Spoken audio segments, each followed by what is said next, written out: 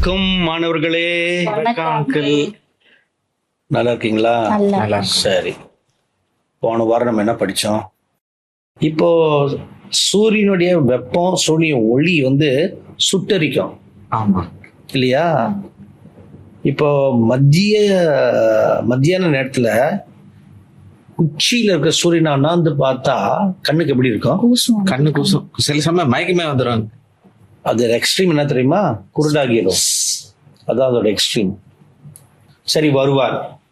எப்படி வருவார்? இது எல்லாருக்கும் இருக்கிற ஒரு கேள்விதான். எப்படி வருவார்? நீ என்னமா நினைக்கிற?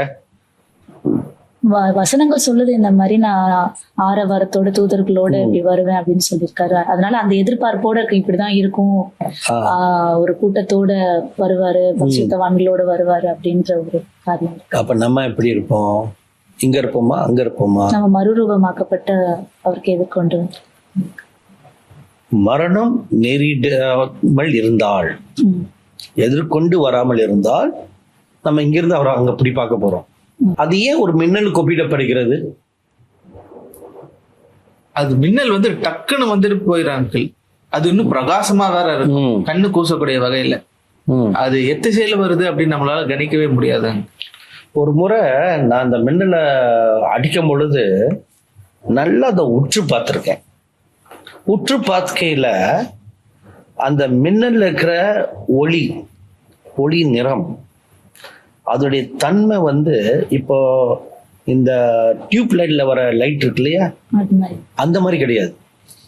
அது அதிக பிரகாசமும் அதிக சுத்தமாமே இருந்துச்சு. சுத்தம்.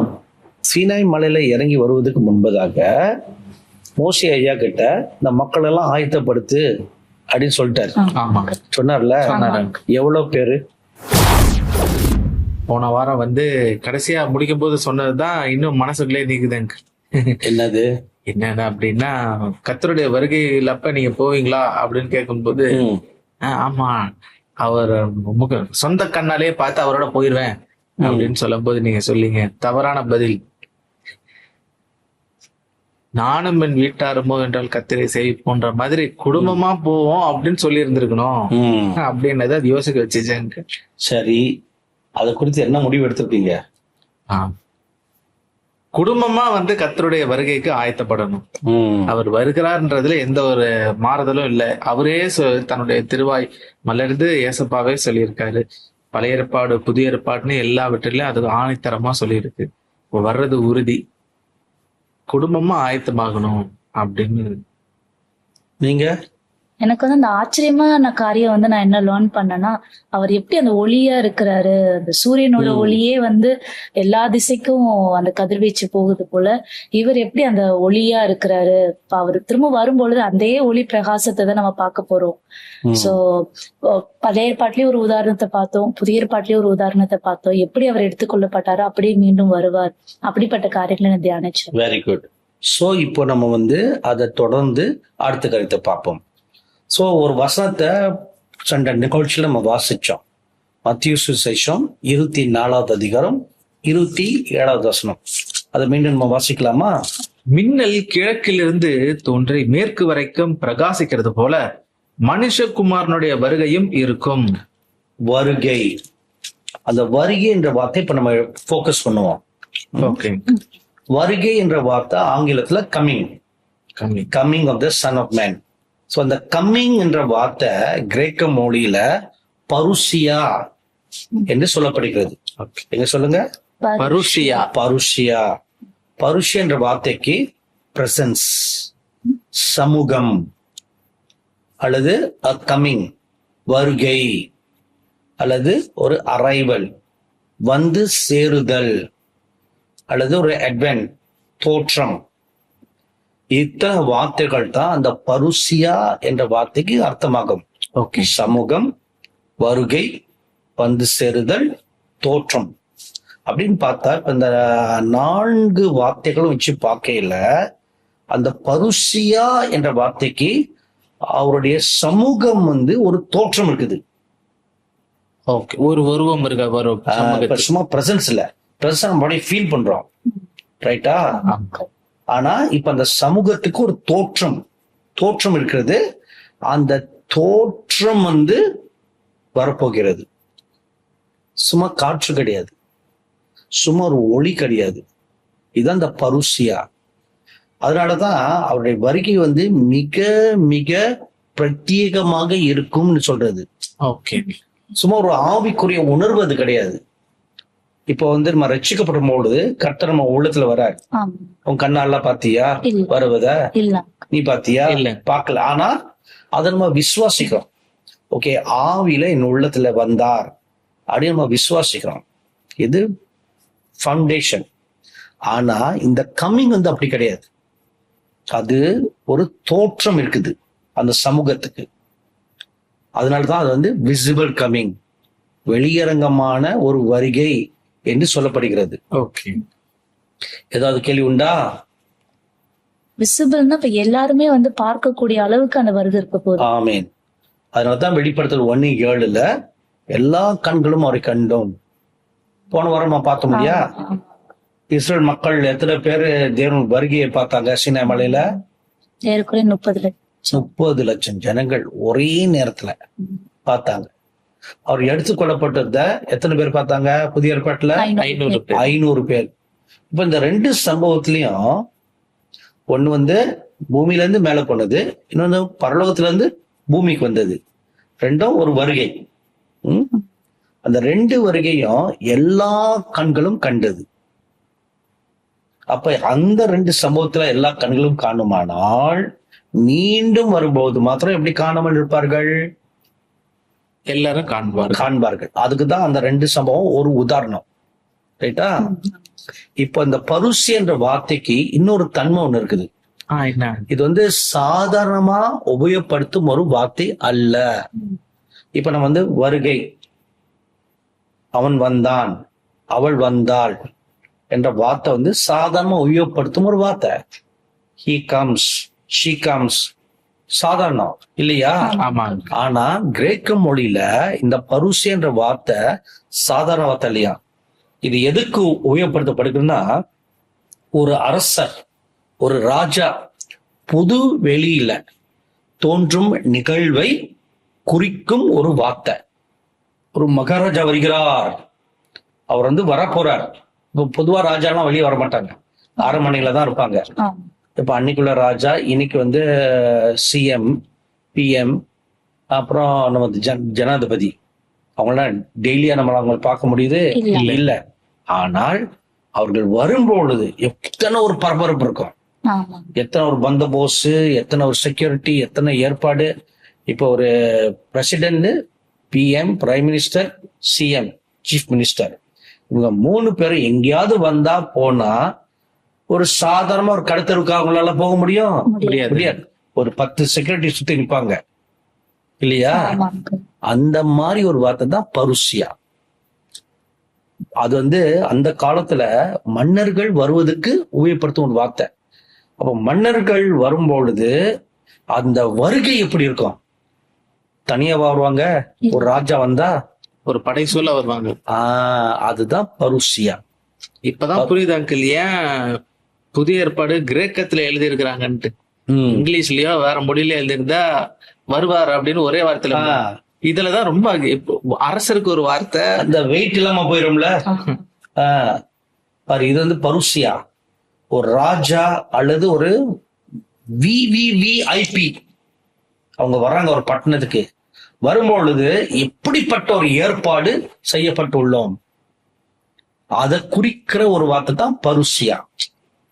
அப்ப அப்படிப்பட்ட ஒரு பிரம்மாண்டமான, அதிர்ஷ்டமான, ஆச்சரியமான, உலகம் அது அண்ட சராசரமே வியக்கத்தக்கும் ஒரு சம்பவம் தான் கர்த்தருடைய 2வது வருகை.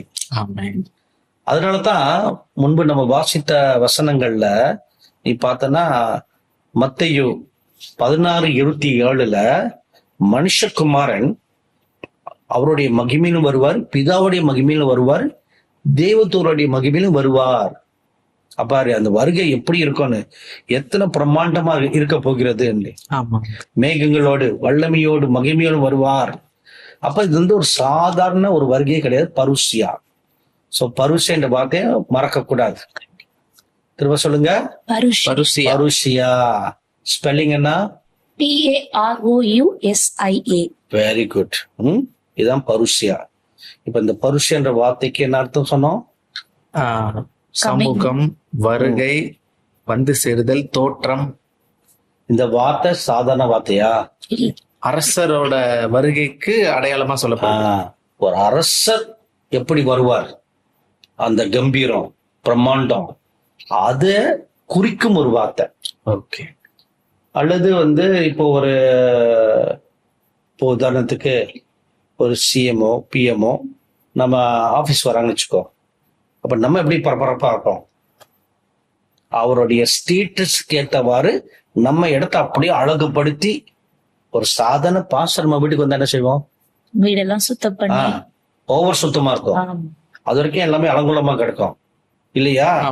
ஆச்சா புச்சா ஃபெனாயில் போட்டு விட்டெல்லாம் கழுவி எடுத்து என்ன, அப்புறம் சென்ட் எல்லாம் வர அடிச்சு வச்சுட்டு பாஸ்டருடைய பெல்ட் சத்தம் அடிச்சுன்னா உடனே சென்ட் எல்லாம் அடி. செய்வோமா செய்ய மாட்டோமா? ஒரு மனுஷனுக்கு அப்படி செய்யும் பொழுது ராஜாதி ராஜா, வானங்கள் கொள்ளா தேவன் அவர் வரும்பொழுது மாத்திரம் எப்படி இருக்க போகிறது? பயங்கரமா, இதை விட சூப்பரா நீட்டா. சோ கிரேக்க மொழியில இப்ப கொஞ்சம் நம்ம கிரேக்க படிக்க போறோம். ஏன்னா ஆங்கில வார்த்தைகளை விட கிரேக்க மொழியில தான் புதிய ஏற்பாட்டு எழுதப்பட்டு உள்ளது. அதுல மாத்திரம் அந்த புதிய ஏற்பாட்டுல 5 விதமான வார்த்தைகள் வருகையை குறித்து எழுதப்பட்டுள்ளது. 5 வார்த்தைகள். ஓகே. இந்த 5 விதமான வார்த்தைகளும் 5 விதமான அர்த்தங்களும் கோணங்களும் நமக்கு காட்டுது.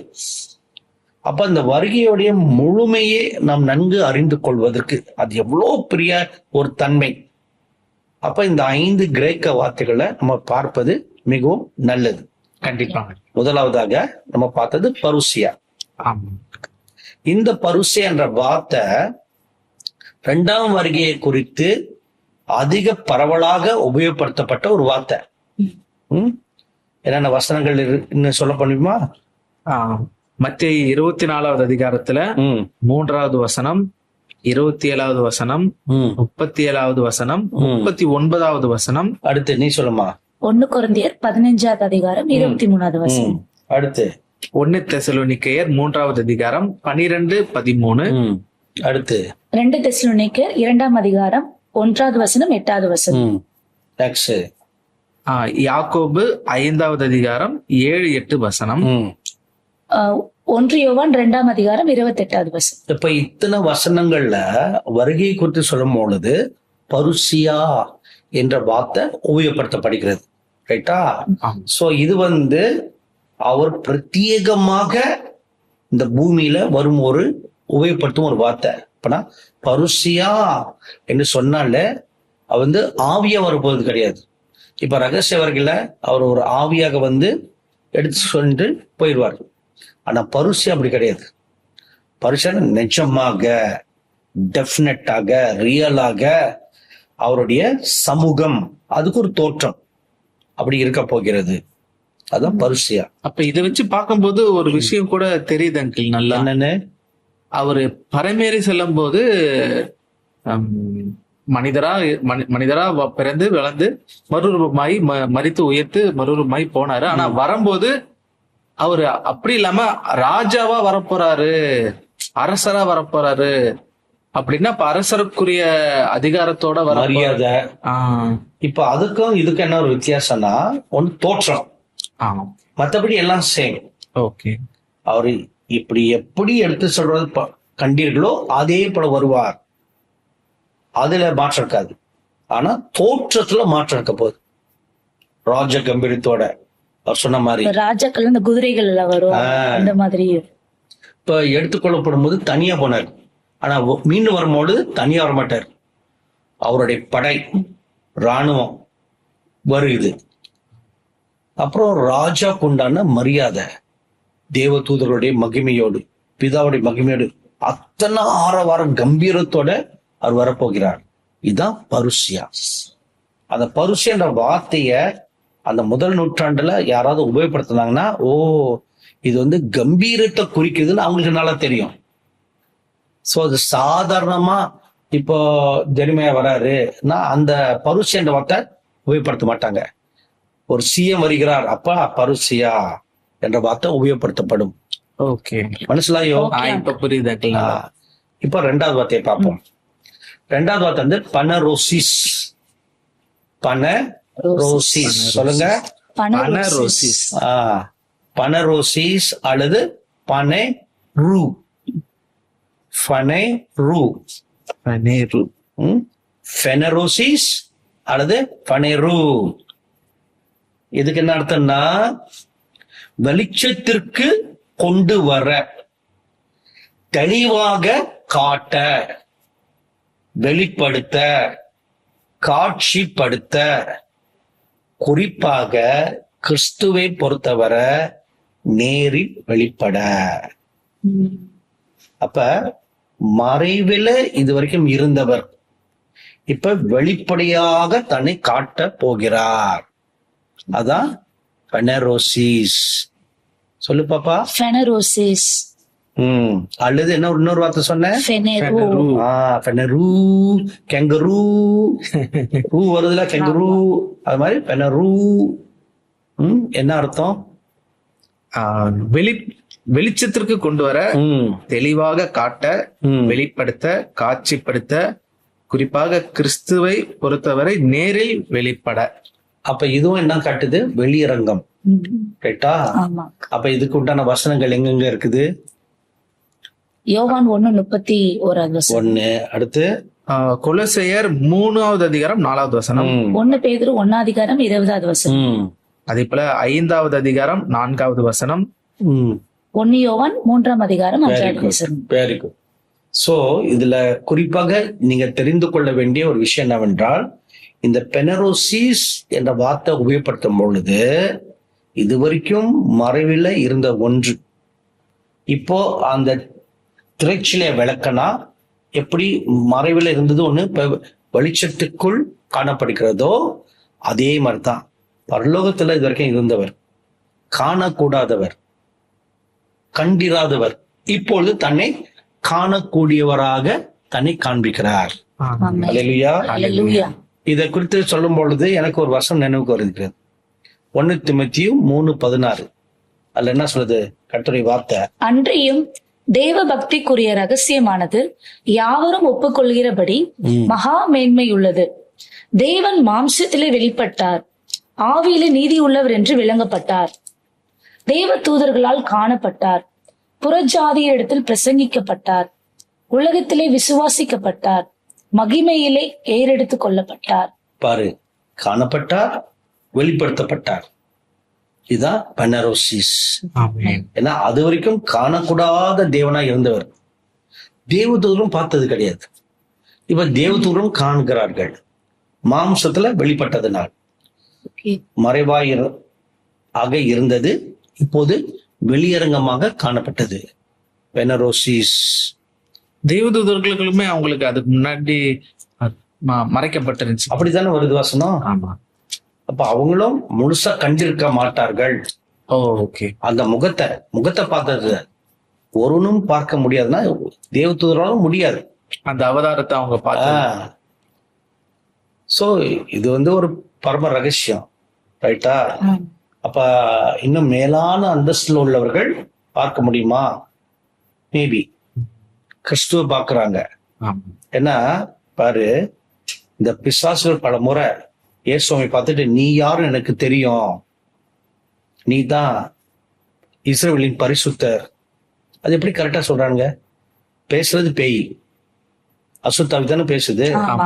அப்ப அந்த அசுத்தாவிக்கு எப்படி தெரியும் நீ யார் என்பது எனக்கு தெரியும் சொல்லுதுல சொல்றாங்க. அப்பனா இந்த ஆவி ஒழுகுறதுக்கு முன்பதாக ஒரு தேவதூதனதாக இருந்தது.